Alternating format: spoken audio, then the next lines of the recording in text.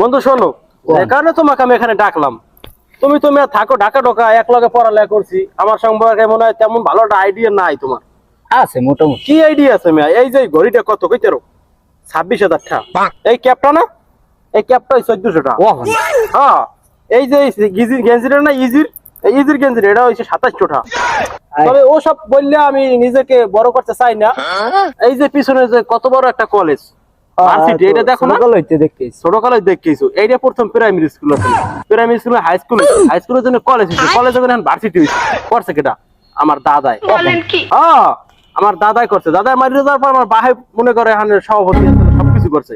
এখন আবার আমারে দিয়ে গেছে। রিসেন্ট কয়েকদিন আগে সভাপতি হয়েছি আমি, ঠিক আছে? এই কয়েকদিন আগে কলেজের টিচার নিয়োগ দিছি। ও, তুমি কি পড়ালেখা কত দূর করছো বন্ধু? আমি তো ইন্টার পাস করে ঢাকা উঠছি। ইন্টার পাস করে ঢাকা উঠছো? কয়েকদিন আগে টিচার নিয়োগ দিলাম, তুমি বিএ পাসটা ক্লিয়ার করলাম না।